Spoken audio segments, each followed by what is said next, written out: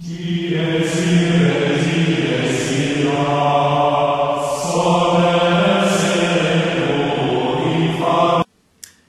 like a prayer, I'll take you. Oh, hey! It's the electronic Eremite. I was just listening to a little Madonna on my Walkman. Man, I just got back from seeing the brand new movie, Indiana Jones and the Last Crusade. Dude, it was totally gnarly. But I'm really bummed. They said that's going to be the last one. You know, I'm going to watch little Alf and think about how I might buy myself a Nintendo Entertainment System. I hear they're calling it a NES. That Super Mario looks awesome. So, why is the electronic Eremite in a little bit of a time slip? Well, because today I'm going to talk about 1989. It was a good year for me. It was a good year for all of us. Big hair, great movies, Batman, Indiana Jones. It was a good year for the Democrats in Europe, in Eastern Europe. And that is the focus, of course, of GMT's latest game based on the Twilight Struggle rules. Now, I'm going to do a little something different. This is not going to be a full review because I don't feel confident yet to do a review. I'm going to do two things.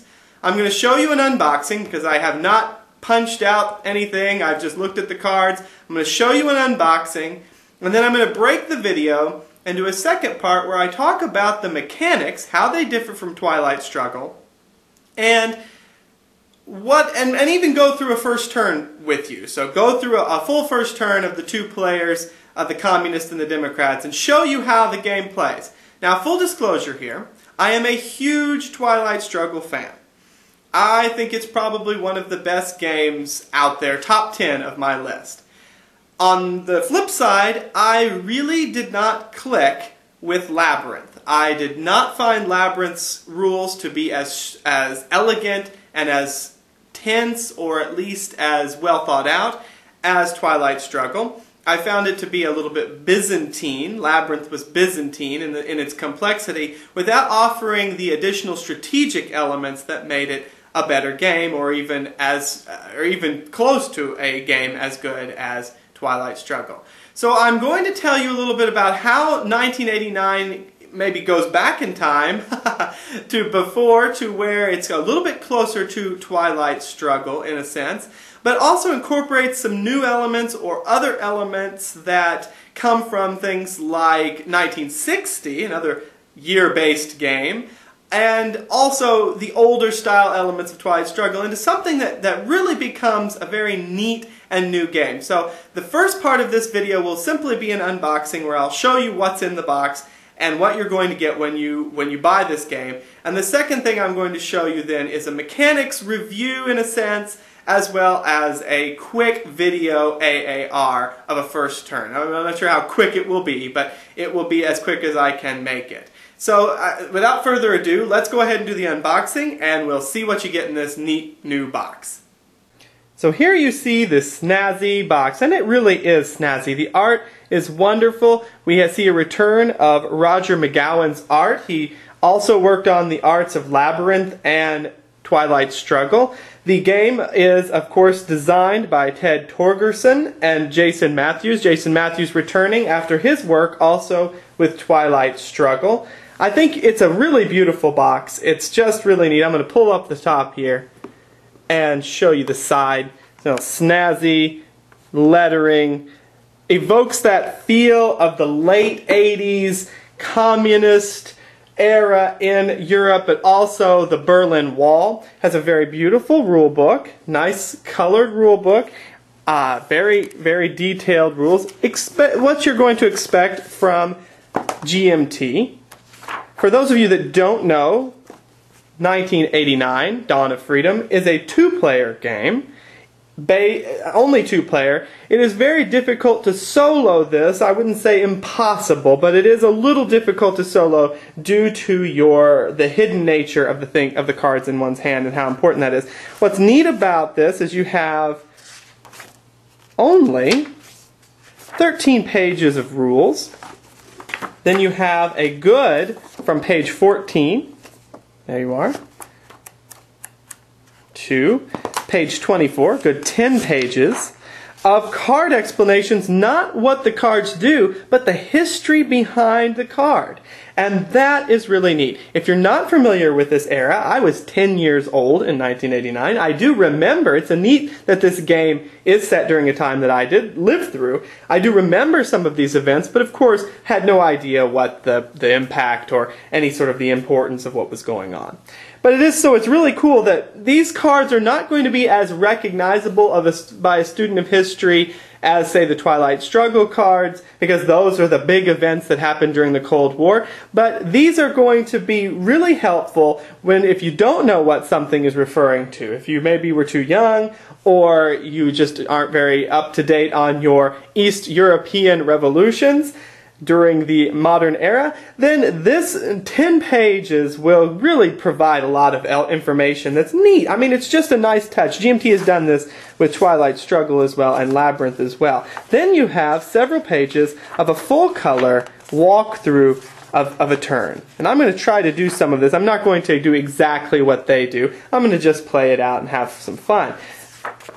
You have some full-color, nice, very heavy stock player aid cards.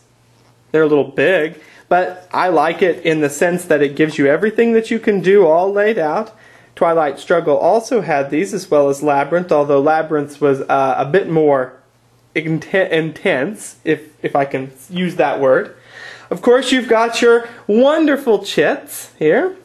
There's not that many chits. You have the Communist player, double-sided. They do have a different meaning if they're turned one way or the other. If you're familiar with Twilight Struggle, you probably know what that is, but I'll talk about that in the mechanics. You've got your extra chits for different things. Tiananmen Square, let me zoom right in on there so you can see Mao. That's nice, right? You've got Solidarity here. You've got the Berlin Wall. You've got the helicopter that's going to take away the tyrant in Romania. This is a bulldozer that is a destruction of a space, that you can destroy a space now. A lot of different things. The Tiananmen Square, this is the Democrats' Tiananmen Square marker. And you have the nice blue of the Democrat player here. See some of these really up close. Eco Glasnost. One thing is that I'm going to have trouble doing my mechanical review because of the pronunciation, so you'll just have to bear with me if I say this space. And if you're Polish, I'm very sorry, because we'll be probably focusing on Poland for the mechanics review and video AAR. I'm just going to have to butcher the names of your cities. And now, really something that I'm excited about. Well, there's the board. Look at the thickness of this mounted board. If you're an original player of Twilight Struggle like I am, you will remember that it came on a flat, non-mounted, sort of laminated piece of stock board. This is a far cry. Of course, GMT has moved toward the mounted board. It costs a little more, but the fans of GMT appreciate it. I will show you that in a second because it's going to take up most of the play area here. This is what you'll see when you read a nice little insert. The insert will probably have to go, unfortunately. I do like to sleeve my cards, so I probably have to get rid of the insert. It won't fit very well with the sleeved cards. But it's a functional insert. It's not really useful, but I do love the art. That's the only thing, is I'm not sure I want to get rid of it because it's really cool art.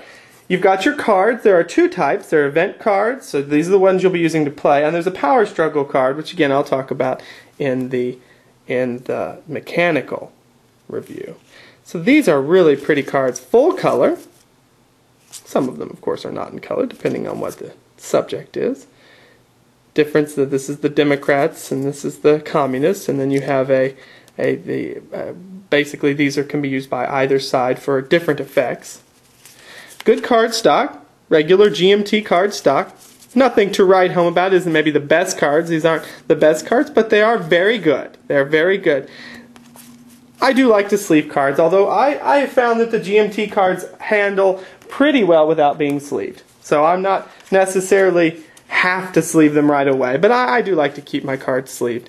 So you've got middle year cards here, and late year cards. So all be depending on how far you get into the game, whether new cards will pop up, simulate the passage of time.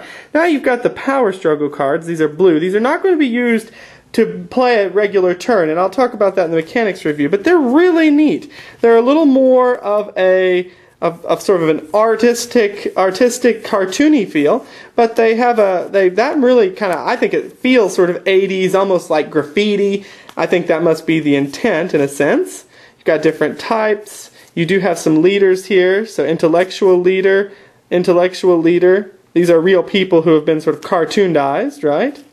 I think some of them are recognizable people. Yeah, there you go. That's a Polish worker leader, right? Yeah, student leaders. Really neat cards. Really neat cards. And I'll talk about how those are used. You've, of course, got your Democrat and Communist dice. And they do provide some baggies for the chits. So that's nice. Okay, now the part that you're all waiting for. Well, I don't know, maybe some of you aren't waiting for this, but I am, because it's really neat. And I actually have not seen the board yet, so I haven't even got this opened. I wanted to save that for the big reveal here. I'll turn it on its side, because it is a huge, long board here. Flatten that out nicely. It'll take a little time to flatten out. Wow. That is beautiful. Can you see it real well here? Let's zoom in. Look at that. Here we've got Czechoslovakia. Here, I'm showing you. These are battleground states, and these are not battleground states, or battleground spaces, sorry. These aren't states anymore. It used to be an entire place was one or two. Now it's a bit more zoomed in, so that these are cities or institutions, so you can control the Catholic Church. And of course you can see, again, this game, just like Twilight Struggle, depends upon connections being adjacent, as far as, and also Labyrinth, but as far as spreading your influence. So, which are actually called support points in this game, not influence. These are called support points, but it's a little bit different in what is going on. And you can see also they have, let me zoom back in there, I should have pointed that out. These have worker symbols, intellectual symbols, you have student symbols, different symbols, yes, there, you can see the elite symbol there. And these depend upon when you have control over a place. This will give you different sort of options when you're using this power struggle, using those cards that I showed you just a second ago, depending on what leaders you can play, as to what you control on the board. So that's a really neat change. You're going to be thinking about places not only for their connections, you can see the different colors, not only for their connections, but also for what they're going to give you in terms of what leaders you can use, and some cards and events will only affect certain things. For example, one event says that anytime that the communist player in the future tries to do a support check on a student area, it will give the Democrat +1 victory point. So eventually you're going to cut off some avenues from one person to the other. You've got your USSR stability track. That's cool. Because of course the stability of the USSR is going to affect the way things go on the map here. Of course they were the big wig. You do have a legend, see? You've got a legend here that's going to give you all sorts of different things. And that's really nice. Twilight Struggle didn't have quite that much player aid. I'm going to turn this over here so you can see the Tiananmen Square track. Let's zoom in on that because that's really kind of fun. If you're familiar with Twilight Struggle, the Tiananmen Square is sort of the space race of 1989. Of course, in 1989 the space race was over. No need to be doing that. But Tiananmen Square is one of the big events, of course, between communism and democracy, or protest. And so the way Tiananmen Square goes, whoever goes up it is going to get different special abilities for a while until the other person catches up. For example, this will probably be better for the mechanics review, but I'll just talk about it quickly. If the communist hits number 5 first, then it's going to give them a +1 modifier for future Tiananmen Square die rolls. While they're there, now of course, when the Democrat gets here, it nullifies that. So it's always either trying to catch up or go in front of somebody. You do have a power struggle results table that will have a different, depending on what the power, and we'll talk about power struggles, but that's right there, very huge. People can easily look at it on the map and say, okay, what happened? And then, of course, at the bottom, you have, let me zoom out for you, the victory track. Just like Twilight Struggle, your communist is the negative victory points and your Democrat is positive victory points. So, you know, the communist is going to have to wrap their brain a little bit around when they say, oh my gosh, I got -3 victory points, that means I lost victory points. No, that means the Democrat lost some power and is pushing it towards your side. So you're always, as the communist, trying to go down and the Democrats trying to go up. In a sense. Of course, your victory points simply just move you toward this side of the board, because it isn't a game where you look at victory points and whoever's got the most at the end wins. It's a game where it's actually a tipping point, a scales, so it's going back and forth. So that's a really cool part. That's been in this type of design for a long time. And of course, if you get to a certain point, then you can win the game before the game is completely over. There's also the turn track. Let me just get you up here, and then you can see the turn track right there. That's nothing particularly, and they're really nice about also putting an action round, because it is a little bit confusing to count your cards. Sometimes you will have more cards, that depending on if you pick cards and things like that. So you might have some more cards in your hands. You can't really count cards to decide what action round you're on. So it's really been a good idea to put that. Twilight Struggle also had that. Something that's also fairly cool is there's a little piece here that's hard to read, and I'm not necessarily going to zoom in too much here for you to read it, but it gives you the setup instructions. So you don't have to dig out the manual just to find all the setup instructions. This is a really cool board. I'm sorry, but one of the best boards I've ever seen, really. I'm not sorry that it's one of the best boards, but I'm sorry that I'm gushing over the way the board looks. So I think I've given you a good sense. Let me pull out one of these chits for you, just so you can see them out. This is the Democrat. Nice. Whoop, come on now.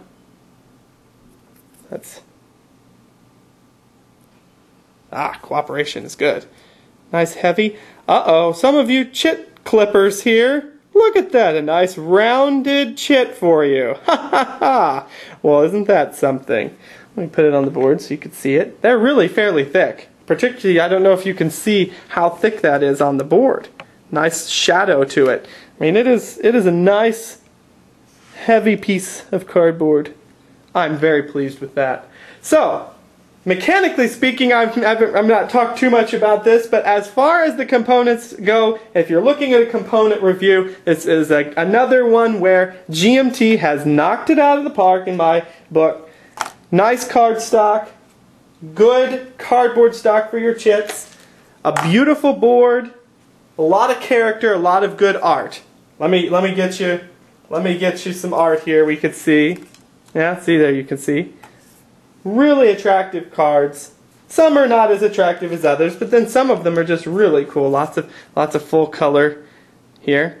They've also done a lot of different things that I can talk about. You know, here you can see that they've put this text of this card into red because it's an important card, and play testing shows that when you put these in red, people tend to think about them more. So it's a nice little helper thing to have certain cards in red and certain cards that are not in red. You know, the really special, cool cards you want in red, so that it reminds people. Great effort by GMT as usual. I don't expect anything less, of course, because GMT's components are always fairly good. That ever since the early days, then they've started moving toward their mounted boards. They have been very, very good. I'm very impressed with the way GMT does business. So anyway, that's it for your components review. If you're not interested in the mechanics or looking at my Turn 1 AAR, then don't watch the second review. If you are, stick around and we'll see how this game plays.